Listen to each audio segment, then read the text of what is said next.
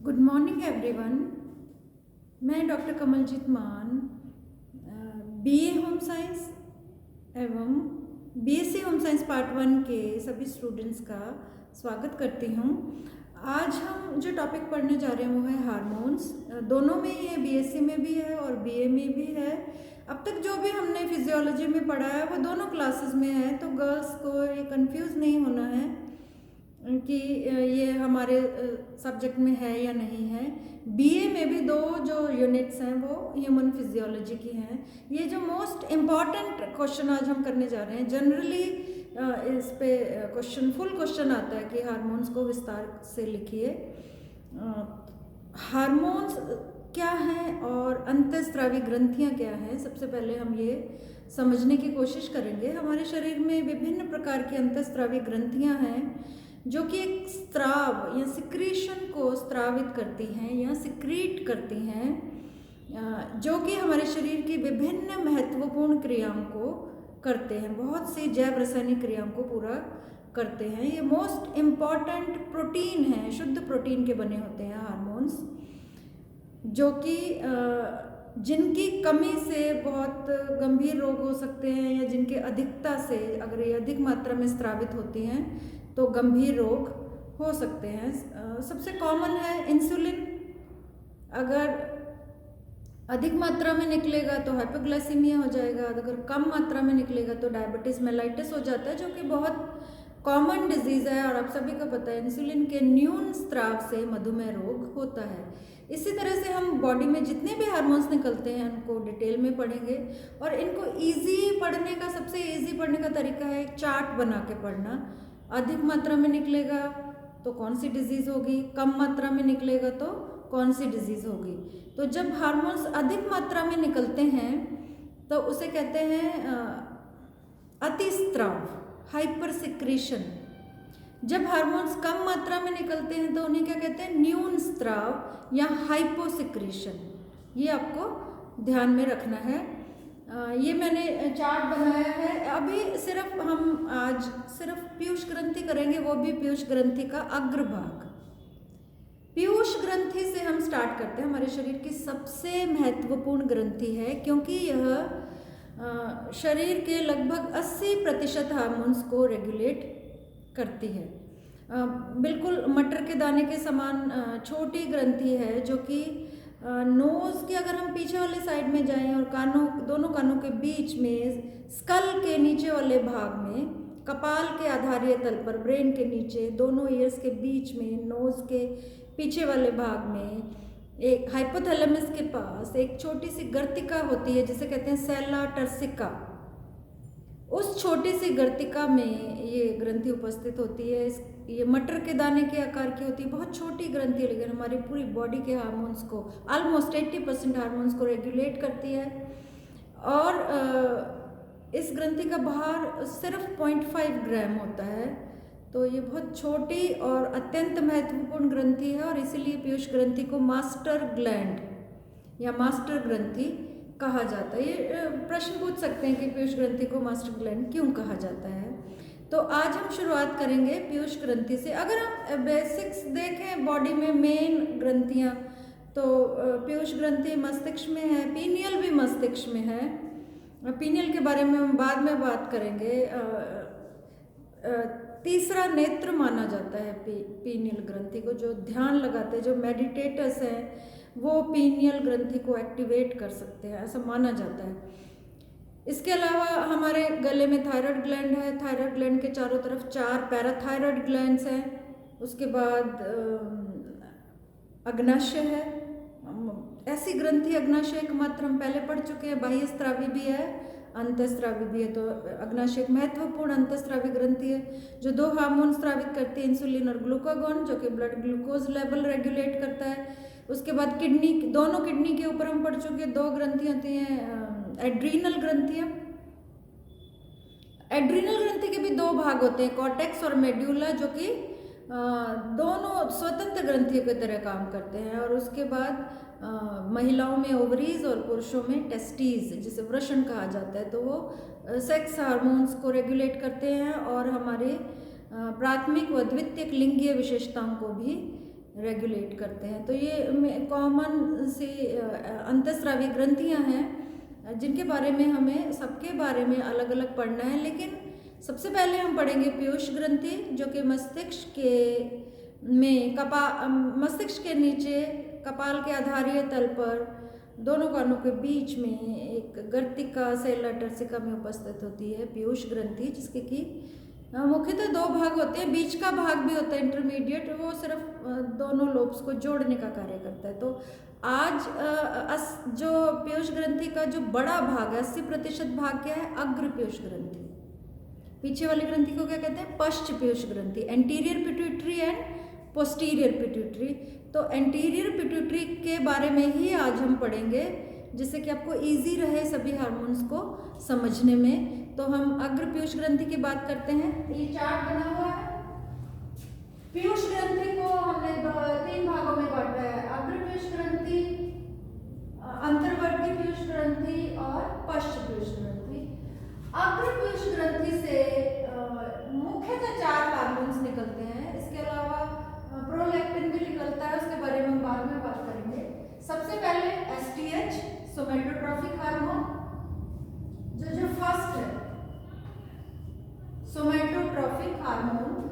ये क्या करता है? बोन्स और मसल्स को प्रभावित करता है, अस्थियों और मांसपेशियों की वृद्धि के लिए उत्तरदायी है। और ये एरो का जो निशान है, इसका मतलब है अधिक मात्रा में निकलना, और इस एरो का निशान है कि कम मात्रा में निकलना। अधिक मात्रा में निकलेगा तो अस्थियां और जो बोन्स हैं वो बहुत बड़ी हो जाएंगी और दानवकाय शरीर दिखाई देगा, जिसे कि एक्रोमेगैली कहते हैं। खली को देखा आपने, जो रेसलर है दिलीप सिंह राणा, वो he is suffering from acromegaly. वो नॉर्मल इतना इंसान लंबा चौड़ा नहीं होता, ये हार्मोन्स के अधिकता से ही होता है। या जो बहुत छोटे ड्वार्फ हो जाते हैं, वो भी हार्मोन्स के कम मात्रा में निकलने से होता है। तो हमारे शरीर में जो वृद्धि हार्मोन निकलता है, अगर अधिक मात्रा में निकलेगा तो एक्रोमेगैली हो जाएगी, कम मात्रा में निकलेगा तो ड्वार्फिज्म हो जाएगा, जिसे कि बौनापन कहते हैं। तो जो वृद्धि हार्मोन है वो क्या कहलाता है? सोमैटोट्रोफिक हार्मोन, जो कि बोन्स और मसल्स की वृद्धि के लिए उत्तरदायी है। उसके बाद सेकंड हार्मोन निकलता है टीएसएच, थायराइड स्टिमुलेटिंग हार्मोन। ये थायराइड ग्रंथि को उत्तेजित करता है 2 हार्मोन स्रावित करने के लिए, T3 एंड T4। T3 में आयोडीन के 3 अणु होते हैं और T4 में आयोडीन के 4 अणु होते हैं। तो T3 को कहते हैं ट्राई आइडोथायरोनिन और T4 को कहते हैं थायरॉक्सिन। अधिक मात्रा में निकलेगा तो हाइपरथायराइडिज्म हो जाएगा और कम मात्रा में निकलेगा तो हाइपोथायराइडिज्म हो जाएगा। इस डिजीज के बारे में हम बाद में डिटेल में बात करेंगे। ये बहुत कॉमन डिजीज है, खास करके महिलाओं में थायराइड प्रॉब्लम बहुत ज़्यादा होने लगी हैं ड्यू टू स्ट्रेस, तनाव के कारण। किसी भी तरह का स्ट्रेस होगा तो हार्मोनल डिजीजेस होती हैं। सबसे पहले तो डायबिटीज़, लंबे समय तक अगर आप तनाव की स्थिति में रह रहे हैं, आपको बहुत जल्दी मधुमेह हो जाएगा, विशेष रूप से आफ्टर 40s। अब तो अर्ली 35 के बाद ही डायबिटीज़ मेलाइटिस होने लगी है।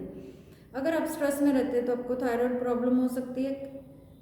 तनाव के कारण जो थायराइड है उसकी एक्टिविटी कम हो जाती है और थायरॉक्सिन कम मात्रा में निकलता है, तो उसे क्या कहते हैं? हाइपोथायराइडिज्म।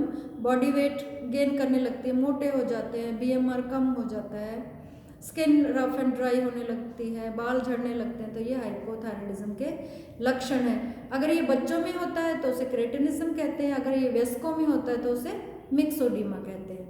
इसी तरह से अगर ये थायराइड अधिक मात्रा में लिखेगा, हमने लिखा है हाइपरथायराइडिज्म, उसका अपोजिट है, बीएमआर बहुत ज़्यादा बढ़ जाता है, बॉडी वेट बिल्कुल कम होने लग जाता है, लीन एंड थिन पेशेंट हो जाता है, उसको बहुत ज़्यादा गर्मी महसूस होती है। हाइपोथायराइडिज्म वाले को ठंड ज़्यादा लगती है, लेकिन जिसके थायरॉक्सिन ज़्यादा मात्रा में निकल रहा है उसे बहुत ज़्यादा हीट सेंसिटिविटी होती है, उसे बहुत ज़्यादा गर्मी लगती है और वो जितना भी खाए लेकिन उसका बॉडी वेट कम होता चला जाता है। आई बॉल्स हैं बाहर की तरफ आ जाते हैं, प्रोट्रूड हो जाती हैं आई बॉल्स, जैसे एनिमल्स की होती हैं बाहर की तरफ आंखें, तो ये एक्सोपैथेल्मिक जो हाइपरथायराइडिज्म है उसका लक्षण है कि आंखें बाहर की तरफ आ जाती हैं। तो आपको ध्यान रखना, अधिक मात्रा में निकलेगा तो हाइपरथायराइडिज्म, कम मात्रा में निकलेगा तो हाइपोथायराइडिज्म। इसी तरह से तीसरा जो हार्मोन है वो है ACTH, एड्रीनोकॉर्टिकोट्रॉफिक हार्मोन। ये क्या करता है, एड्रीनल कॉर्टेक्स, हमने पहले भी बात की थी कि एड्रीनल ग्रंथि के दो भाग हैं, बाहर वाला कॉर्टेक्स और नीचे वाला मेड्यूला जो अंदर वाला है। ये सिर्फ कॉर्टेक्स को उत्तेजित करेगा 3 हार्मोन निकालने के लिए, glucocorticoids, mineralocorticoids and sex corticoids. Adrenal ग्रंथि हमने कल भी पढ़ा था किडनीज के ऊपर होती है, इसीलिए बिल्कुल ऊपरी हिस्से पे दोनों किडनीज पे 2 एड्रीनल ग्रंथियां होती हैं, इसीलिए इन्हें कहते हैं सुप्रारीनल ग्लैंड्स। हम कल भी हमने बात की थी, किडनी से रिलेटेड कोई भी टर्मिनोलॉजी है तो उसके आगे हम क्या लगाएंगे, रिनल। अगर लिवर से रिलेटेड कोई भी टर्मिनोलॉजी है तो हम क्या लगाएंगे, हेपेटिक। अगर हार्ट से रिलेटेड कोई भी टर्मिनोलॉजी है तो हम क्या लगाएंगे, कार्डियक। तो इन्हें जो एड्रीनल ग्रंथियों ने क्या कहा जाता है, सुप्रारीनल ग्लैंड्स। जब ACTH एड्रीनल ग्रंथियों को उत्तेजित करता है तो 3 हार्मोन निकलते हैं, glucocorticoids, mineralocorticoids and sex corticoids. नाम से पता चल रहा है, ग्लूकोकॉर्टिकॉइड्स ग्लूकोज मेटाबॉलिज्म को रेगुलेट करता है। मिनरलोकॉर्टिकॉइड्स, मिनरल मीन्स खनिज लवण, तो ये खनिज लवणों के उपापचयन को नियमित करता है। सेक्स कॉर्टिकॉइड्स लिंगीय हार्मोन्स के उपापचयन को नियमित करता है। जब अधिक मात्रा में ये हार्मोन्स निकलते हैं तो कुशिंग डिजीज हो जाती है, उसे कहते हैं कुशिंग सिंड्रोम या एडिसन डिजीज। और जब ये कम मात्रा में निकलता है तो उसे कहते हैं एड्रीनल इनसफिशिएंसी, एड्रीनल ग्रंथि से कम मात्रा में हार्मोन्स का निकलना। इन दोनों ही जो कंडीशंस हैं, जो अवस्थाएं हैं, उनमें अलग अलग रोग हो सकते हैं और उसके अलग अलग लक्षण हैं। चौथा जो हार्मोन निकलता है वो है GTH, गोनेडोट्रॉफिक हार्मोन। ये जो गोनेडोट्रॉफिक हार्मोन्स 2 हैं मुख्यतः, FSH एंड LH। FSH को कहते हैं फॉलिकल स्टिमुलेटिंग हार्मोन और LH को कहते हैं ल्यूटिनाइजिंग हार्मोन।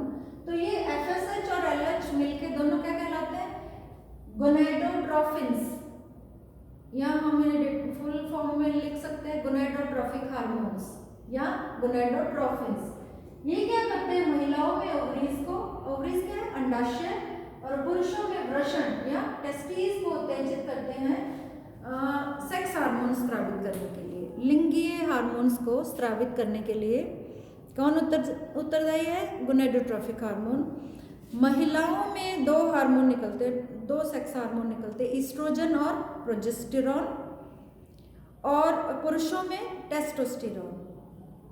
इसीलिए यही अंतर है फीमेल में और मेल में, ये हार्मोन्स के कारण ही मेन और वुमेन अलग अलग दिखाई देती है। ईस्ट्रोजन महिलाओं के लिए एक वरदान है, ये सभी तरह की बीमारियों से महिलाओं की सुरक्षा करता है। लेकिन मीनोपॉज के बाद या मेंस्ट्रुअल साइकिल जब बंद हो जाता है तो एस्ट्रोजन की मात्रा भी बहुत घट जाती है और एजिंग आने लगती है। तो ये युवा बनाए रखता है महिलाओं को और हर तरह की बीमारियों से सुरक्षा करता है। जैसे ही मीनोपॉज आता है महिलाओं को diabetes, cardiovascular disorders, renal diseases, सभी तरह की बीमारियां होने लगती हैं, स्किन रफ एंड ड्राई होने लग जाती है। तो ये हार्मोन हमारे लिए एक बहुत बड़ा प्रोटेक्टिव हार्मोन्स है और इसीलिए महिलाओं की एज ज़्यादा होती है in comparison to men. Men ज़्यादा हार्ट अटैक से मेन की डेथ होती है इन कंपैरिजन टू विमेन। तो महिलाओं में रोग बहुत कम होते हैं ड्यू टू ईस्ट्रोजन। तो 2 हार्मोन निकलते हैं महिलाओं में, ईस्ट्रोजन और प्रोजेस्टेरॉन। इसीलिए महिलाओं की वॉइस पतली होती है। ये हार्मोन्स हमारी वॉइस को, हमारी स्किन टेक्सचर को, महिलाओं का जो स्किन की टेक्सचर होता है वैसा मेन का नहीं होता। स्किन बहुत स्मूथ और पतली होती है, मेन की स्किन बहुत हार्ड होती है ड्यू टू टेस्टोस्टेरॉन। महिलाओं में वसी ऊतक अधिक होते हैं इन हार्मोन्स के कारण, लेकिन पुरुषों में मसल्स ज़्यादा होती हैं। Men are more muscular than women, और अगर विमेन एक्सरसाइज करके मसल्स बना भी लेती है तो वो फिर मैनली लगने लगती है ज़्यादा। और अगर ये ईस्ट्रोजन और प्रोजेस्टेरॉन महिलाओं में और टेस्टोस्टेरोन पुरुषों में अगर ज़्यादा निकले या कम निकले, इनके अधिक स्त्राव से या न्यून स्त्राव से विभिन्न प्रकार के रोग, गंभीर रोग हो सकते हैं। एक चीज़ हमें ये ध्यान रखना है कि हार्मोनल डिजीजेस का कोई उपचार नहीं है, इन्हें सिर्फ नियंत्रित किया जा सकता है। अब डायबिटीज़ है तो आप इंसुलिन इंजेक्शन से ले सकते हैं, या हाइपोग्लाइसेमिक ड्रग्स, गोलियां जो लेते हैं वो हाइपोग्लाइसेमिक ड्रग्स हैं, क्योंकि इंसुलिन की गोली नहीं बनी है अभी तक। थायराइड की है एल्ड्रोक्सिन, जिसको कि आप टेबलेट फॉर्म में ले सकते हैं। लेकिन अगर आप डायबिटिक हैं तो अगर आप दवाई ले रहे हैं खाने वाली ओरल हाइपोग्लाइसेमिक ड्रग्स, तो वो इंसुलिन का पर्याय नहीं है, वो सिर्फ रक्त में ग्लूकोज का स्तर कम करेगा। इसीलिए इन्हें कहते हैं हाइपोग्लाइसेमिक ड्रग्स, रक्त में ग्लूकोज का स्तर कम करने वाली गोलियां या टेबलेट्स। इंसुलिन का सिर्फ इंजेक्शन है, क्योंकि टेबलेट फॉर्म में ये स्टेबल नहीं है, तो इसका इंजेक्शन लगाना पड़ता है। जिनको कि बचपन से डायबिटीज़ है उनके लिए ज़रूरी है कि वो इंसुलिन को इंजेक्शन फॉर्म में लें। और आजकल डॉक्टर्स कहते हैं कि if you want to live quality life तो आपको इंजेक्शन लेना चाहिए। आपको लेटर स्टेजेस में भी है, अगर आप अपनी वर्किंग कैपेसिटी यहाँ पे एक अच्छी लाइफ लीड करना चाहते हैं विद डायबिटीज़, तो आपको इंसुलिन का इंजेक्शन ही लेना चाहिए, ना कि हाइपोग्लाइसेमिक ड्रग्स। लेकिन लोगों को मिथ है तो इंजेक्शन लगाने से डरते हैं और लगाते नहीं हैं। तो आशा करती हूँ आपको अग्रपीयूष ग्रंथि समझ में आ गई होगी। 4 हार्मोन्स हैं। पहला STH सोमैटोट्रोफिक हार्मोन, जिसे कि वृद्धि हार्मोन कहते हैं। दूसरा थायराइड स्टिमुलेटिंग हार्मोन, जो कि थायराइड को उत्तेजित करता है 2 हार्मोन निकालने के लिए, T3 एंड T4। अगर ज़्यादा निकलेगा तो हाइपर थायराइडिज्म हो जाएगा, कम मात्रा में निकलेगा तो हाइपोथायराइडिज्म हो जाएगा। और 90% लोगों को हाइपोथायराइडिज्म होता है, जिससे बॉडी वेट गेन करने लगती है। और अगर सडनली आपका वेट सेम डाइट से बढ़ रहा है तो डॉक्टर कहेगा आप थायराइड प्रोफाइल चेक करवाइए, जिसमें तीनों टेस्ट करवाने होंगे, TSH, T3, T4। तीसरा हार्मोन है ACTH एड्रीनोकॉर्टिकोट्रोफिक हार्मोन, जो कि एड्रीनल ग्रंथि को उत्तेजित करता है 3 हार्मोन्स निकालने के लिए, जिन्हें सम्मिलित रूप से कॉर्टिकॉइड्स कहा जाता है, glucocorticoid, mineralocorticoid and sex corticoids. और चौथा है गोनेडोट्रोफिक हार्मोन, जो कि ओवरीज और टेस्टीज, मतलब जनन ग्रंथियां जो महिलाओं और पुरुषों में, उनको उत्तेजित करता है सेक्स हार्मोन स्रावित करने के लिए, जो कि प्रत्येक महिला और पुरुष के प्राथमिक व द्वितीयक लिंगीय विशेषताओं को नियमित करता है। तो एक अग्रपीयूष ग्रंथि एक ऐसे इंपॉर्टेंट ग्लैंड है जो कि शरीर के अत्यंत महत्वपूर्ण हार्मोन्स को नियमित करती है। कल हम करेंगे इसका इंटरमीडिएट लोब कौन से हार्मोन स्रावित करता है, और इसका पश्च जो पीयूष ग्रंथि है वो कौन कौन से हार्मोन स्रावित करता है, और बहुत से बॉडी के अन्य हार्मोन हैं जिन्हें पीयूष ग्रंथि नियमित नहीं करती, वो भी हम पढ़ेंगे। जैसे अग्नाशय से निकलने वाले, मेड्यूला से निकलने वाले हार्मोन हैं, पीनियल ग्रंथि है, थाइमस ग्रंथि है, पैराथायरॉयड है, उनके बारे में हम पढ़ेंगे जिन्हें कि पीयूष ग्रंथि नियमित नहीं करती। ये चार्ट इंग्लिश में है क्योंकि दोनों टर्मिनोलॉजी बोर्ड पे लिखना मुश्किल है, क्योंकि सब मिक्स हो जाता है। तो मैं आपको इसी चार्ट की हिंदी लिख के व्हाट्सअप करूँगी, जिससे कि आप दोनों को आसानी से पढ़ सकते हैं, इंग्लिश वाला भी और हिंदी वाला भी। और उसी के आधार पे जो भी मैंने आपको बोला है आपको उतना सा लिखना है। 2 पेज सफिशेंट है अग्रपीयूष ग्रंथि के लिए। Thank you.